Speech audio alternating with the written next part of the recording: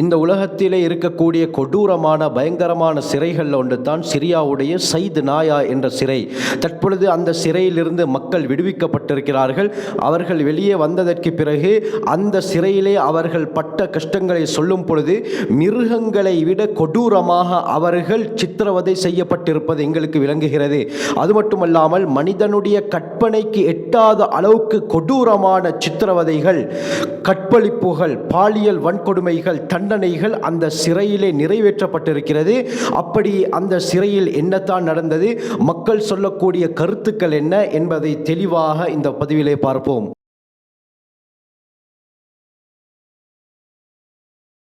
அல்ஹம்துலில்லாஹி ரப்பில் ஆலமீன், அஸ்ஸலாத்து வஸ்ஸலாமு அலா ரசூலில்லாஹி அம்மா பஅத். கண்ணியத்திற்குரிய இறைவனின் நல்லடியார்களே, அல்லாஹ்வின் சாந்தியும் சமாதானமும் என்றென்றும் நம் அனைவர் மீதும் உண்டாவதாக. தொடர்ச்சியாக சிரியாவுடைய பல விடயங்களை பார்த்து கொண்டு வருகிறோம். அதில் முக்கியமான ஒரு விடயத்தை பற்றித்தான் இந்த பதிவிலே நான் பேச இருக்கிறேன். தற்பொழுது இந்த விடயம்தான் சோஷியல் மீடியாவில் அதிகமாக ட்ரெண்டாகி கொண்டிருக்கிறது, வைரலாகி கொண்டிருக்கிறது. சிரியாவுடைய சைத் நாயா என்று சொல்லப்படக்கூடிய ஒரு சிறைச்சாலை. பஷார் அல் அசத் அவனை எதிர்க்கக்கூடியவர்களை இந்த சிறையில் போட்டு தான் அடைத்து வைத்திருந்தான். இந்த சிறை தற்பொழுது ஹைஅத்து தஹ்ரீர் ஷாம் என்ற அமைப்பின் மூலமாக விடுவிக்கப்பட்டிருக்கிறது. ஆயிரக்கணக்கான மக்கள் விடுதலை பெற்று சந்தோஷமாக தங்களுடைய குடும்பத்தாருடன் சேர்ந்து கொண்டிருக்கிறார்கள்.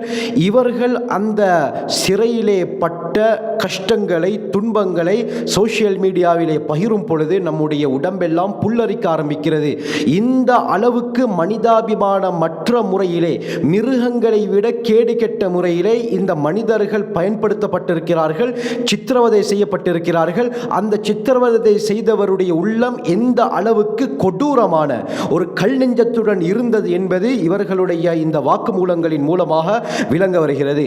பஷார் அல் அசத் தன்னை எதிர்ப்பவர்களை அடைப்பதற்காக முழு சிரியாவில் கிட்டத்தட்ட 27 சிறைச்சாலைகளை அமைத்து வைத்திருந்தால் அதிலே முக்கியமான பயங்கரமான கொடூரமான ஒரு சிறைச்சாலை தான் சைத் நாயா என்ற ஊரிலே அமைந்திருக்கக்கூடிய இந்த சிறைச்சாலை. ஒரு காலத்தில் நாங்கள் கேள்விப்பட்டிருக்கிறோம், என்ன, அந்த காலத்தில் அரசர்கள் யாராவது குற்றம் செய்துவிட்டால் அவர்களுடைய காலில் இரும்பு பூட்ஸ்களை அணிவித்து அப்படியே ஆணிகளை காலுக்குள்ளால இறக்குவாங்க.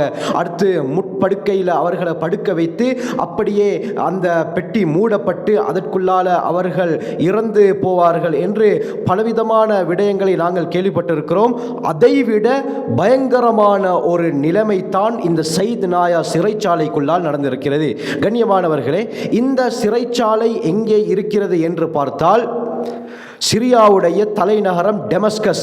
டெமஸ்கஸுடைய வடக்கு பக்கமாக 30 கிலோமீட்டர் தூரத்தில் சைத் நாயா என்ற ஊரில் தான் இந்த சிறை அமைந்திருக்கிறது. இந்த சிறை 1987 வருடம் தான் திறந்து வைக்கப்பட்டது. அதாவது பஷார் அல் அசத் ஆட்சிக்கு வருவதற்கு முன்னால் அவனுடைய தந்தை ஹாஃபில் அல் அசதுடைய காலத்தில் தான் இந்த சிறை திறந்து வைக்கப்பட்டது. 1978 வருடம் இப்படி ஒரு சிறையை நாங்கள் கட்டுவோம் என்ற முடிவு எடுக்கப்பட்டு 1981 இந்த சிறை கட்டப்பட்டு 1986 வருடம் முழுமை பெற்றது.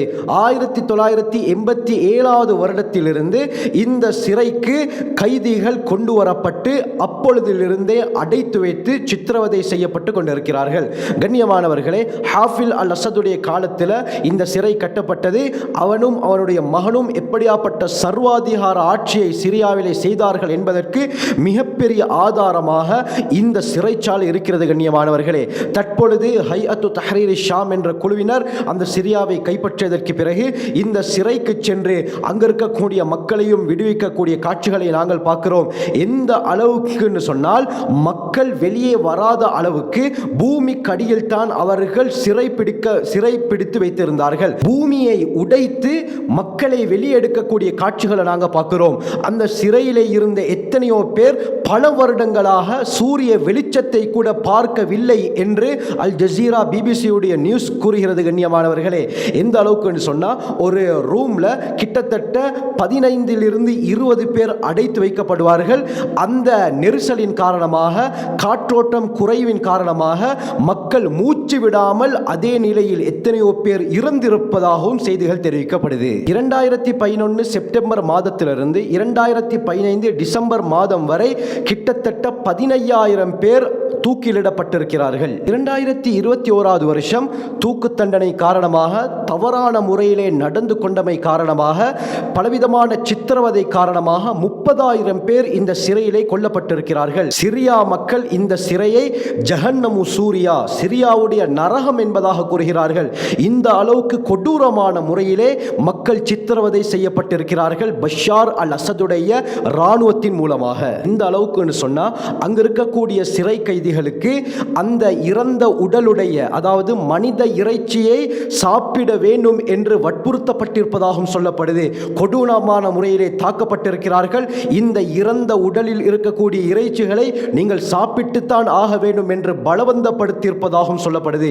2017 வருடம் அமெரிக்காவுடைய வெளி விவகாரத்துறையுடைய ஒரு ரிப்போர்ட் சொல்லுது என்னன்னா, இந்த சையத்நாயா சிறையில் மக்கள் அநியாயமாக அடிக்கப்படுகிறார்கள், மானபங்கப்படுத்தப்படுகிறார்கள், கற்பழிப்புகள் நடக்குது, தலைகள் தனியாக துண்டாக்கப்படுது, பாலியல் வன்கொடுமைகள் அதிகமாக நடக்குது என்பதாக அந்த ரிப்போர்ட்டிலே சொல்லப்பட்டிருக்கிறது. கண்ணியமானவர்கள், எந்த அளவுக்கு சொன்னா அந்த சிறையில் இருந்து வெளியான ஒருவருடைய வாக்குமூலம், ஒரு சந்தர்ப்பத்தில் அந்த பஷார் அல் அசதுடைய இராணுவம் சில கைதிகளை பிடித்து சொன்னார்களாம், என்னது, ஒன்று நீங்களே உங்களை தற்கொலை செய்து கொள்ள வேண்டும், இல்லாவிட்டால் உங்களுடைய உறவினர்கள் யாராவது இந்த சிறையில் இருந்தால் அவர்களை நீங்கள் கொள்ள வேண்டும், அப்படியும் இல்லாவிட்டால் உங்களுடைய நண்பர்களில் யாராவது இந்த சிறையில் இருந்தால் அவரை நீங்கள் கொள்ள வேண்டும், 3 விடயத்தில் ஏதாவது ஒன்றை நீங்கள் சூஸ் பண்ண வேண்டும் என்று வற்புறுத்தினார்கள் என்று அவர் கூறுகிறார். அந்த சிறையில் இருந்து வந்த ஒரு பெண்ணுடைய வாக்குமூலம், அல்லாஹு அக்பர், உடம்பெல்லாம் கூசுகிறது. கண்ணியமானவர்களே, அந்த பெண் சொல்லக்கூடிய விடயம் என்ன தெரியுமா?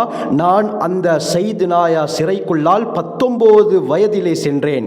நான் அந்த சிறையில் இருந்து வெளிவரும் பொழுது எனக்கு 32 வயது. 13 வருடங்கள் அந்த சிறையிலே நான் இருந்தேன். அந்த சிறைக்கு நான் செல்லும் பொழுது ஒரு கன்னி பெண்ணாக நான் இருந்தேன். அந்த சிறையில் இருந்து நான் வெளிவரும் பொழுது எனக்கு 3 குழந்தைகள் இருக்கிறார்கள். ஆனால் அந்த 3 குழந்தையுடைய தந்தை யார் என்று தெரியாமல் இருக்கிறது என்று அந்த பெண் கூறுகிறார். கண்ணியமானவர்களை, இந்த அளவுக்கு பஷார் அல் அசதுடைய இராணுவம் பெண்களை கூட விட்டு வைக்காமல் கொடூரமான முறையிலே பாலியல் வன்கொடுமையில் ஈடுபட்டிருக்கிறார்கள்.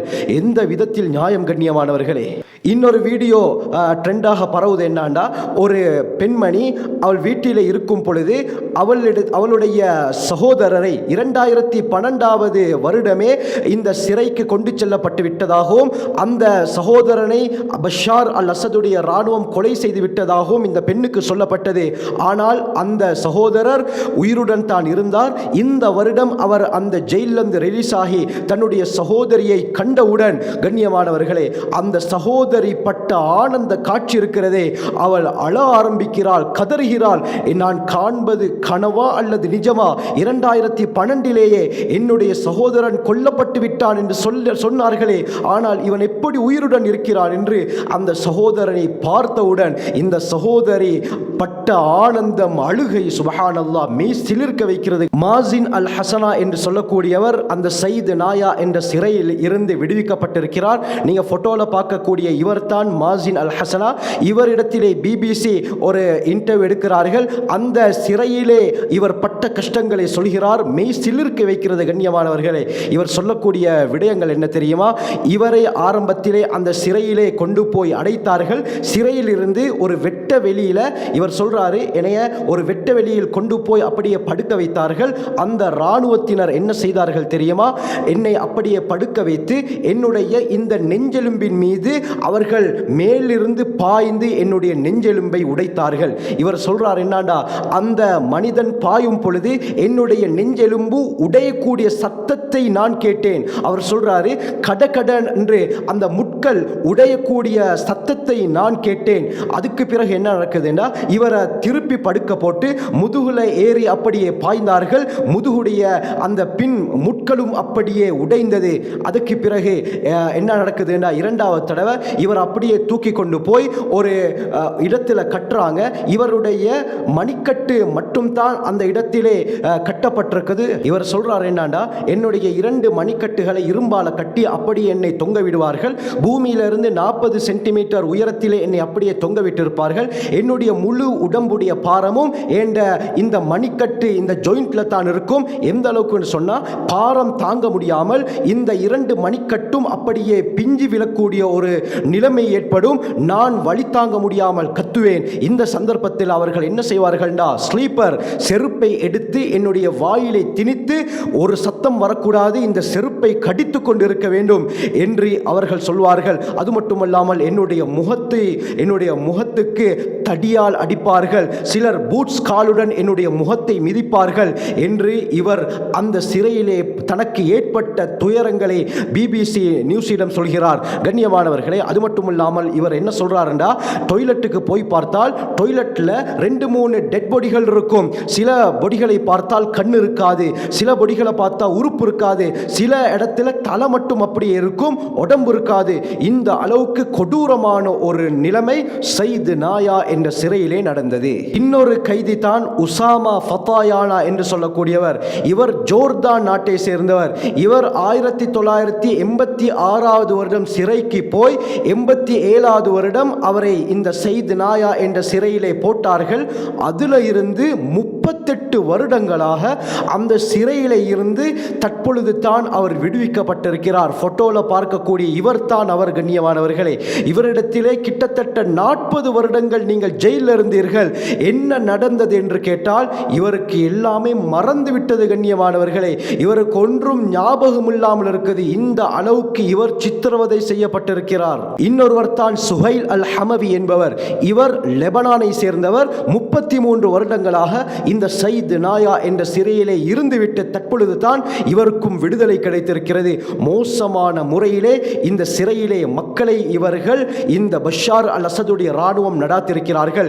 இன்னொரு வீடியோ ட்ரெண்டாக பரவுது. என்னன்னா, ஒரு ரூம்ல கிட்டத்தட்ட 40 சடலங்கள், அந்த 40 சடலங்கள் வெள்ளை பைகளில் போடப்பட்டிருக்கிறது. எந்த ஒரு பாதுகாப்பும் இல்லாமல் இருக்குது. அந்த சடலங்களை தற்பொழுது ஹாஸ்பிட்டலுக்கு கொண்டு போய் சேர்த்திருக்கிறார்கள். அந்த உடம்புகளை பார்த்தால் சில உடம்புகளில் கையில் கண் இல்லை, உறுப்புகள் இல்லை, சித்திரவதை செய்யப்பட்டு இந்த 40 பேர் கொல்லப்பட்டிருக்கிறார்கள். இந்த 40 பேரும் புதியவர்கள் என்பதாக சொல்லப்படுது. கண்ணியமானவர்களே, சமீபத்தில் இவர்களுக்கு இந்த சித்திரவதை நடந்திருக்கிறது, இந்த அநியாயம் நடந்திருக்கிறது என்று சொல்லப்படுகிறது. அடுத்து ஒரு மெஷின் வீடியோல காட்டப்படுது. அந்த மெஷின் என்னன்னா, இந்த சிறையில் அதிகமான சடலங்கள் இருப்பதன் காரணமாக அந்த துர்நாற்றங்கள் ஏற்படுது.